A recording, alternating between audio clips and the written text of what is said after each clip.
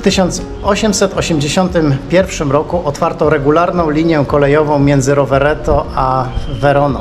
My dzisiaj pojedziemy tą samą trasą, nadal piękną doliną rzeki Adyga, otoczoną wysokimi górami, a jednocześnie szlak rowerowy będzie wił się między rozległymi winnicami. Jak wspomniałem wczoraj, trochę szkoda, że Rovereto jest niedoceniane przez turystów, ale może właśnie dzięki temu zachowało swoją atmosferę i swoją lokalność. Dzisiaj naszym celem jest Verona, miasto Romea i Julii. Miasto, w którym na pewno na brak turystów nikt nie będzie mógł narzekać.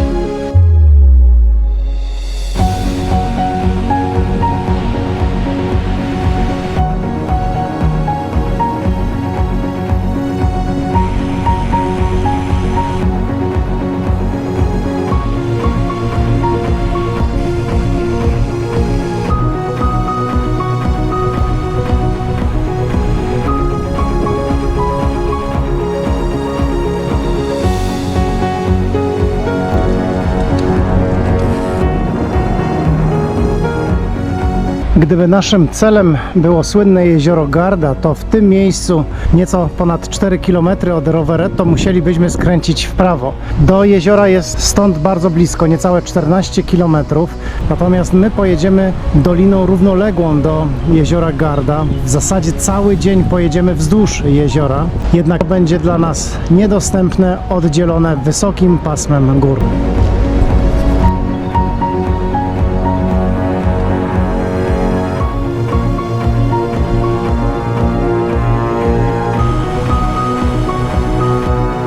To właśnie za tym pasmem gór, około 10 km w linii prostej, znajduje się jezioro Garda.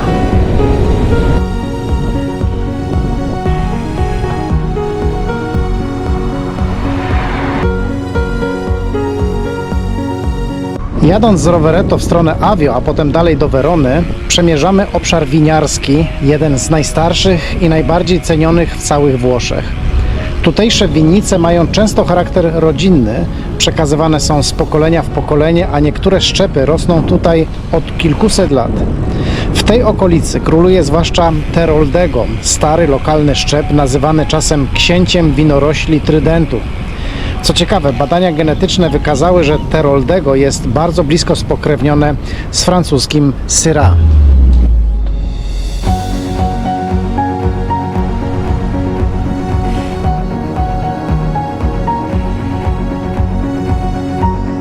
Zdarzają się po drodze miejsca, na które trafia się przypadkiem, jak ten niepozorny ołtarzyk poświęcony Matce Boskiej. Przez lata dosłownie wrósł w pień tego dębu.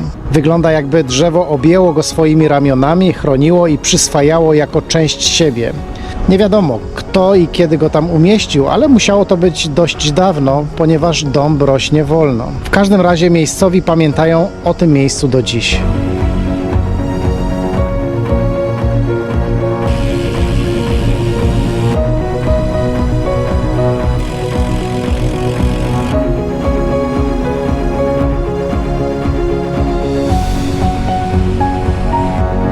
Między Trydentem a Veroną trasa rowerowa prowadzi wśród winnic, cyprysów i dziko rosnących oleandrów.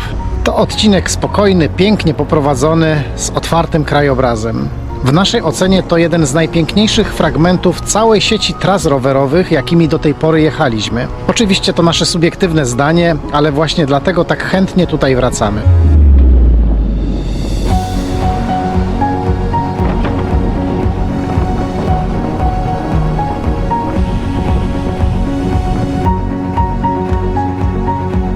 Mijamy kameralną miejscowość Avio, w której kiedyś podczas jednej z naszych wypraw nocowaliśmy. Możemy tę miejscowość szczerze polecić. A nad miasteczkiem widać zamek. To Castello di Avio, który stoi tu od ponad 900 lat. Kiedyś był własnością rodu Castelbarco, który trzymał całą dolinę w garści. Mówi się, że w jego murach ukryto freski z wątpliwie moralnymi scenami. Na pewno warto go odwiedzić, chociaż my jeszcze nie mieliśmy takiej okazji.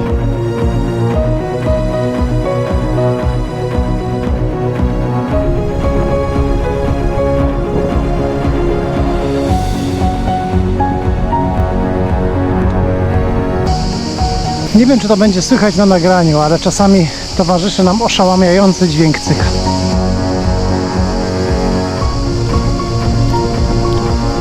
Rzekę pozostawiliśmy dość głęboko w dolinie. Jedziemy natomiast wzdłuż sztucznie utworzonego kanału, który trawersuje zbocze góry, a jednocześnie zasila elektrownię wodną niedaleko Werony.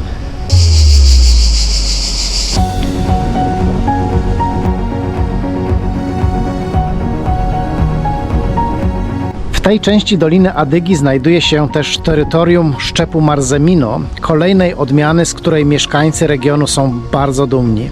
To czerwone wino ma długą historię, ale zyskało szczególną sławę dzięki Mozartowi. To właśnie w jego operze Don Giovanni pojawia się Marzemino i choć nie wiemy, czy Mozart faktycznie je pił, to na pewno je docenił i zapewnił mu międzynarodową rozpoznawalność. W każdym razie Marzemino rośnie niemal wyłącznie tutaj, w Dolinie Adygi i ma delikatny, owocowy smak, który dobrze oddaje klimat tego regionu. Słoneczny, spokojny, trochę leniwy.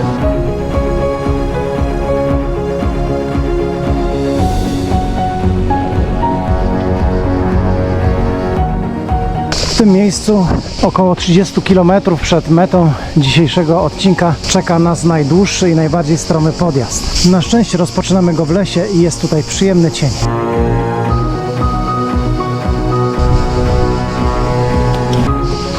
Myślę, że ograniczenie prędkości do 30 km na godzinę jest tutaj chyba trochę na wyrost. Ja na przykład w tym miejscu ledwo dobijam do 10 na liczniku, więc chyba raczej nie muszę martwić się mandatem za przekroczenie prędkości.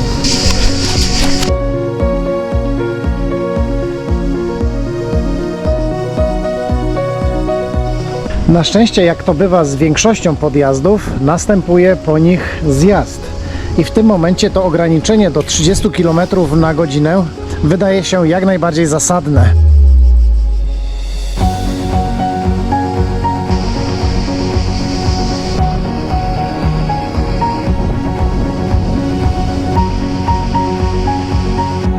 Od dłuższego czasu nie napotkaliśmy miejsca, gdzie można by było uzupełnić zapasy wody, a już nam się kończy, a dodatkowo uczucie pragnienia wzmaga płynąca obok woda.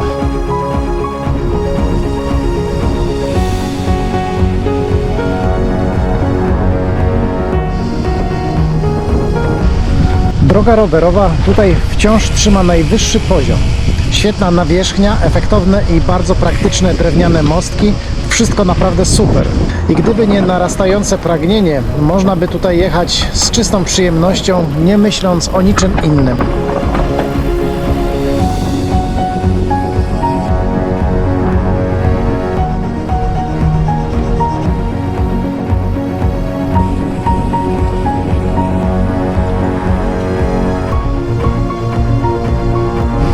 W końcu na horyzoncie majaczy jakieś miejsce, które wygląda na przyjazny przystanek dla spragnionych podróżnych, takich jak my.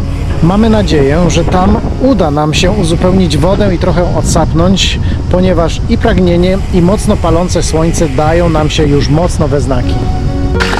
Jest woda, więc jesteśmy uratowani.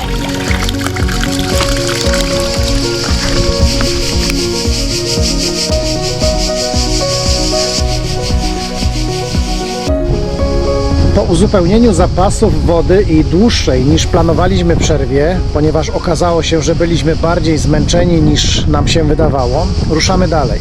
Zostało nam jakieś 10 km do końca odcinka, ale słońce z każdą chwilą coraz śmielej przypomina nam, że jesteśmy we Włoszech.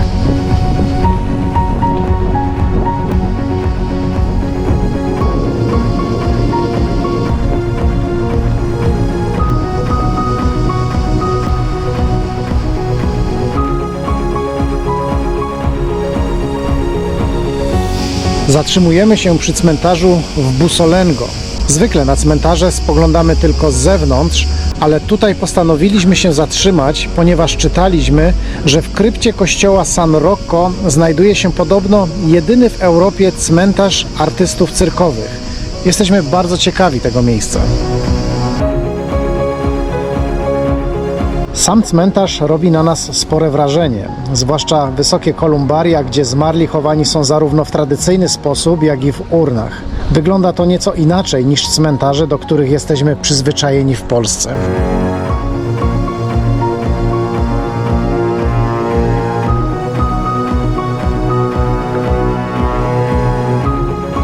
Po kilku minutach szukania odnaleźliśmy kwaterę artystów cyrkowych w krypcie kościoła San Rocco, tak jak czytaliśmy. Nie wyróżnia się ona niczym szczególnym, jedynie zdjęcia zdradzają profesję pochowanych tu osób. Mieliśmy nieco inne wyobrażenie o tym miejscu i gdybyśmy go nie szukali, to prawdopodobnie łatwo byśmy je minęli.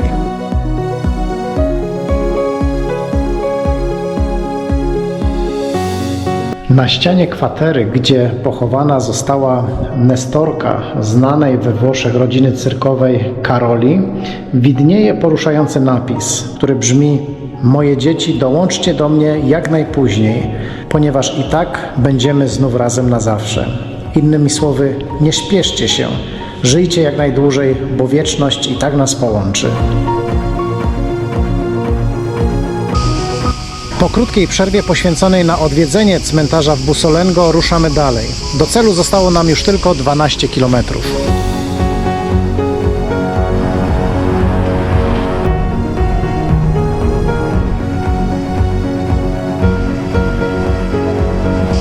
Na kilka kilometrów przed końcem odcinka trafiamy na małą niespodziankę. Znaki sugerują objazd, ponieważ ścieżka jest nieprzejezdna. Widzimy co prawda jednego rowerzystę, który ignoruje te znaki, ale my chyba nie będziemy ryzykować.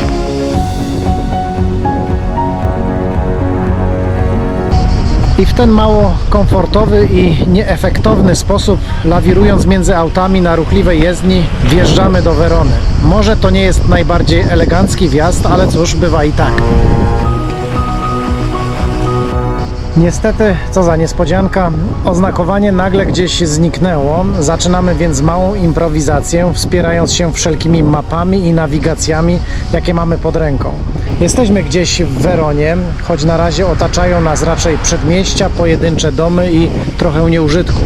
Cóż, na starożytne miasto to jeszcze nie wygląda.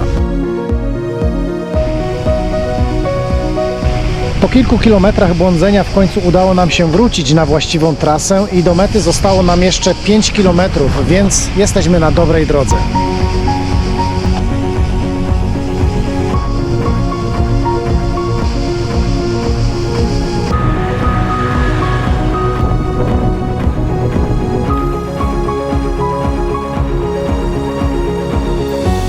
Po ponad 80 km dotarliśmy do Werony.